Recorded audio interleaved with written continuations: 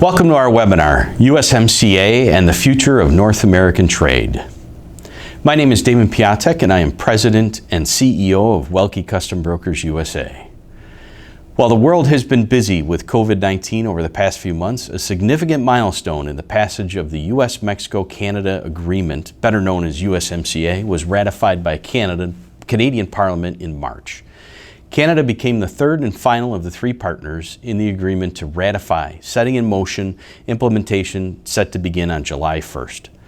Now that date might be in question due to delays caused by COVID-19 shutdowns, but we've been advising our clients to prepare as though July 1st is the date. So for the purpose of this webinar, we'll be proceeding as though July 1st is the implementation day. Should things change, we'll be providing updates on USMCA on our Twitter and LinkedIn pages. Those links are below. Let's get started. I wanted to begin by giving some history of the North American trade relationship. The North American Free Trade Agreement, which has governed trade on the continent for the past quarter of a century, took effect on January 1st, 1994, and was designated to last indefinitely. The agreement established a free trade zone in North America between the United States, Canada, and Mexico. It immediately lifted tariffs on the majority of goods produced by the signatory nations and also called for the gradual elimination, over a 15-year period, of most remaining barriers to cross-border investment and the movement of goods and services among the three countries. The new agreement, the US-Mexico-Canada Agreement, or USMCA, will replace NAFTA when it enters into force. Until the USMCA is implemented, NAFTA will remain in force. How do we get to where we are? Well, in early 2018, President Donald Trump announced his intent to end NAFTA in the hopes of creating a new free trade agreement for North America. The president had campaigned on eliminating NAFTA, labeling the agreement as a poor deal for the United States. His stance against NAFTA was strong enough that at the time he said that he was willing to have no deal to replace it. But fortunately for those of us involved in North American trade, that didn't happen. Though the president did apply pressure for something to happen by instituting steel tariffs on Canada and Mexico under the authority of Section 232, a provision of the Trade Expansion Act of 1962, that gives the president power to block or restrict imports for national security reasons. Almost immediately, negotiations between the three countries began toward a new agreement. On August 30th, 2018, the U.S. Trade Representative sent a notification to Congress of intent to sign an agreement with Mexico. On September 30th, 2018, the USMCA draft text was released, including the work of the Advisory Committee. On November 30th, 2018, the new U.S.-Mexico-Canada Agreement was signed by President Trump, Prime Minister Justin Trudeau, and outgoing Mexican President Enrique Peña Nieto at the G20 summit in Buenos Aires. On January 29, 2019, the list of required changes to U.S. law was delivered to Congress. As Congress deliberated during 2019 on the agreement, disputes over labor rights, steel and aluminum prevented immediate ratification on this version of the agreement. Those items were ironed out over the course of several months last year, and the Mexican government ratified the final agreement on December 12, 2019. In the U.S., the House passed the agreement the following week, sending it to the Senate, which passed USMCA, and sent it to the President on January 16th. The final partner in the agreement, Canada, ratified USMCA on March 13th before heading into the COVID shutdown. As mentioned before, pending any delays due to coronavirus, the agreement now enters into force on the first day of the third month following the last notification that all parties have completed the required procedures. So let's dig into the actual agreement. The agreement itself contains a preamble and 34 sections, and not all of it is going to pertain to all stakeholders in North American trade.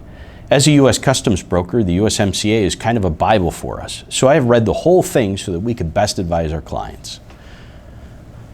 For instance, we know that Article 32.5, Indigenous Peoples' Rights, provided that such measures are not used as a means for arbitrary or unjust discrimination against persons of the other parties or as a distinguished restriction on trade in goods and services, and the investment in this agreement does not preclude a party from adopting or maintaining a measure it deems as necessary to fulfill its legal obligations to Indigenous peoples. However, the goal here is to focus on some key revisions and amendments that included in the agreement, and then I'll go into some more detail for some of the more high-profile areas such as automotive. At its most basic level, USMCA includes updates in intellectual property protection, digital trade, financial services, and the environment. One of the biggest challenges with NAFTA was that it did not keep up with the times.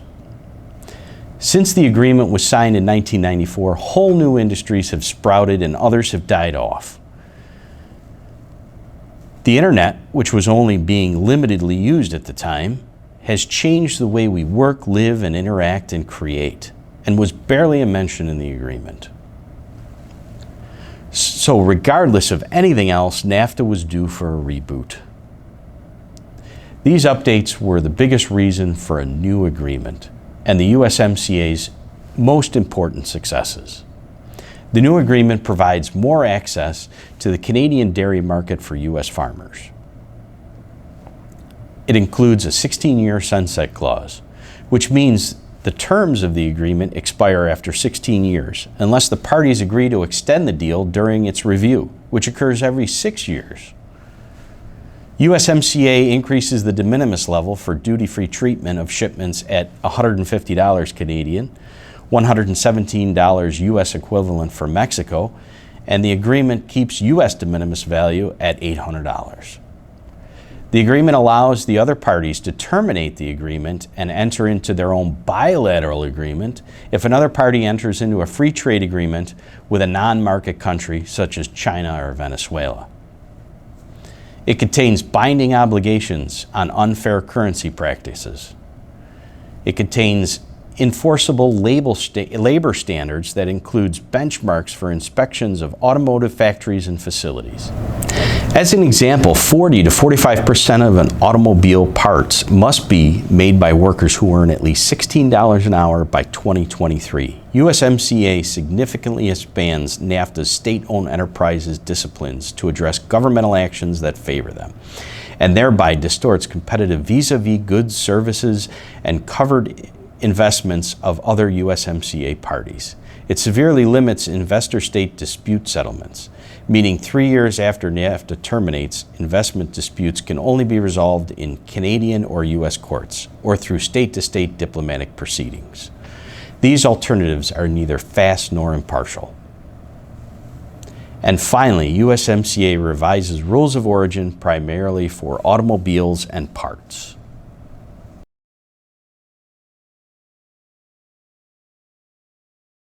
Let's get a little bit deeper into the rules of origin. First, regarding certificate of origin, while there is no prescribed format for a certificate of origin under USMCA, the NAFTA format will no longer be applicable after July 1st. Going forward, the certification can be on the invoice or any other document and at a minimum contain certain data elements.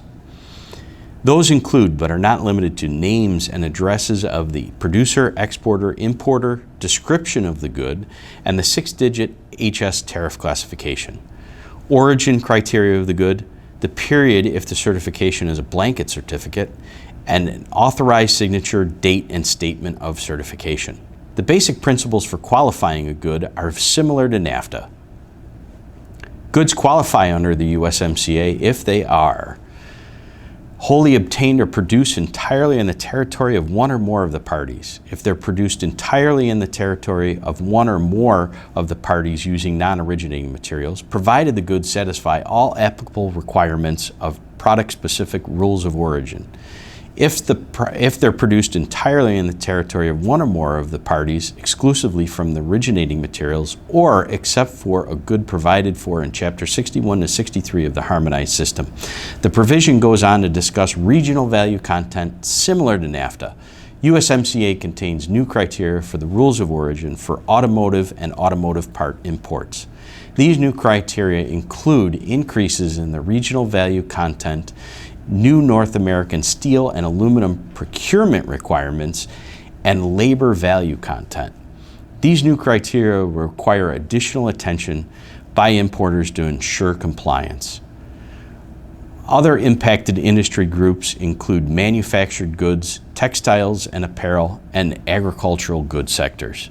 Importers will have to maintain records for 5 years.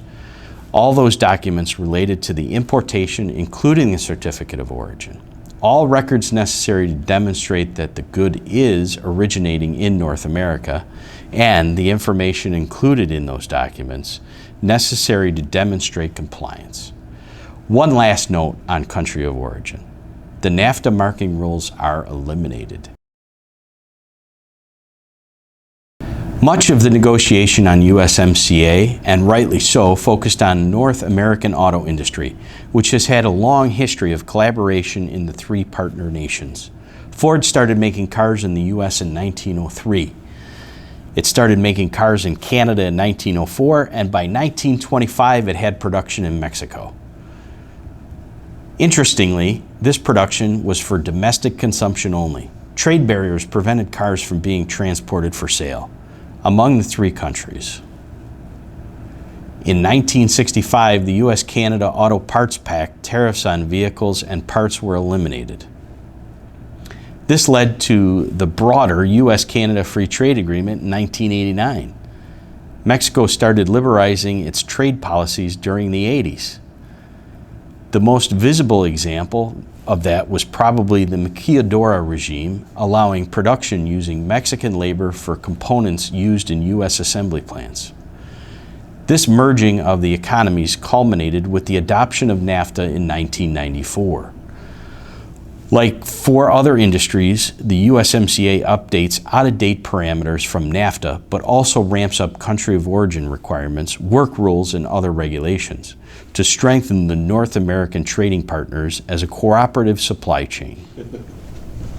Here are some implications to the automotive sector. For automobiles and automobile parts, USMCA eliminates loopholes that undermine regional value content requirements. It includes product-specific rules of origin and elevates the North American content significantly for vehicles and parts over a 5-year transition period. This transition period is designed to allow time to develop supplier sourcing strategies. The agreement adds wage requirements, stipulating 40 to 45% of auto content be made by workers earning at least $16 per hour, which will do better to ensure that all three countries are on an even playing field. It mandates that 70% of a vehicle's steel and aluminum must originate in North America to qualify for duty-free, also requiring that steel be melted and poured in North America. And finally, USMCA streamlines region of origin certification enforcement.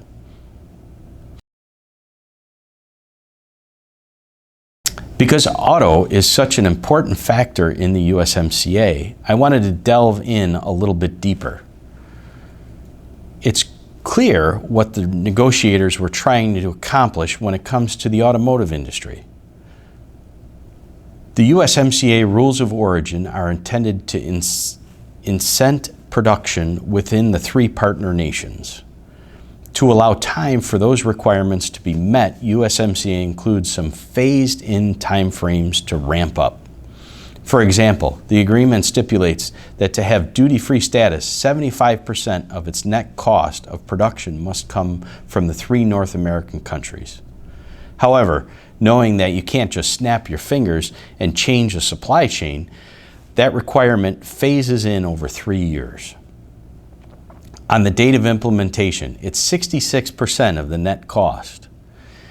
1 year later, which will be presumably July 1st, 2021, it goes up to 69% of the net cost of production. That must be done in US, Canada, or Mexico. A year later, 2022, 72%, and the final on what should be July 1st, 2023, the full 75% of the net production cost must be from North America to qualify as USMCA eligible for duty-free. Similarly, the agreement phases in a requirement for what's called labor value content for automotive manufacturing. Labor value content means that a percentage of the work performed on automobiles manufactured in North America must be performed by laborers earning at least $16 per hour, which is approximately 3 times the current average for auto workers in Mexico. To qualify as duty-free under USMCA, the labor content value, or LCV, has to be 30% on the day of implication, 33% a year later, 36% a year after that, and then on presumably July 1st, 2023, the agreement's required LCV of 40%. You don't have to dig too far into those numbers to get a sense of what the agreement is accomplishing when it comes to the automotive manufacturing.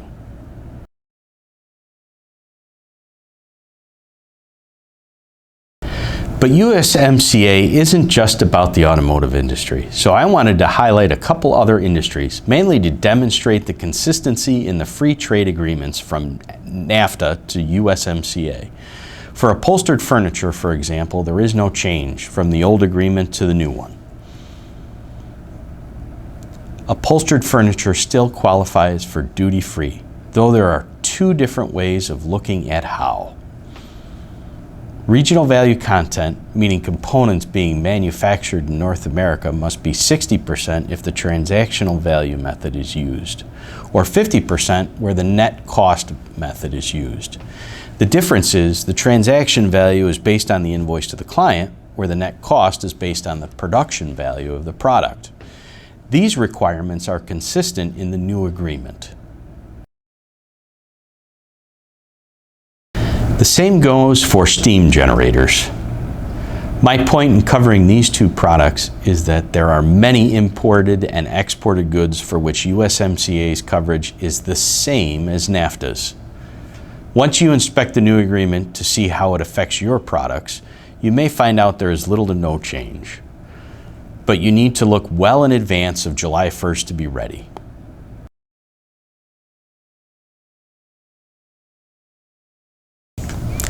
So I've tried to give you a bigger picture of what to expect from the new US-Mexico-Canada agreement. But what's going to be important to you, of course, is how it affects your operations. That's going to be different for different industries and even different among importers and exporters within industries. Far too detailed to cover in a general presentation like this, and USMCA is more complicated than NAFTA ever was. So what I'd like to do is give you some steps that you should be taking now to make sure you're prepared for July 1st, or whenever the agreement comes into force, if it's delayed. First, do your homework. Review the agreement from your company's point of view, particularly looking for changes that may affect your business. If you need a copy of the agreement, there is a link in the information section of this video. But time is running out, and you need to know what USMCA means for you. Second, and this is a big one that a lot of companies overlook, get the right people involved. All of the folks on your team that deal with supply chain will be critical to making sure you're not only compliant with USMCA guidelines, but also that you're using the free trade agreement to its fullest. Convening your team around this important conversation isn't enough. But a key step for you to take is also updating your employee training. Next, you should proactively look for opportunities to qualify your goods under the USMCA rules of origin. Free trade agreements are designed to give companies in the trading countries a competitive advantage. Make use of them. Next, prepare a USMCA certificate of origin to include all of the data elements required. There is no specific format for this. However, the NAFTA format will be invalid once the new agreement enters into force. Ensure that you have the supporting documentation, including product information, details about product qualification, and certificates of origin. Finally, it's important that you maintain your best practices for managing free trade agreements, which include all of the above. Stressing it again, keep all of your relevant personnel trained and up to date on USMCA, and any free trade agreement you utilize is critical. That's our overview of the new USMCA. I appreciate your taking the time to listen and learn. And I believe at this point, listening and learning is the most important thing you can do to prepare for the agreement to come into force either on July 1st or at some point later this year. As your U.S. Customs broker, we're here to make sure you don't have to tackle it alone. We've been studying and learning the agreement since the first day the negotiators sat down to discuss it, so we're ready to help you. If it's interpreting the agreement for your company's operations or helping you train your key personnel, please call us. There's not a lot of time before the agreement comes into force, so please don't hesitate to call us. If you have a specific question, please feel free to email me directly at damon@welkeusa.com, and our team will get back to you within 24 hours.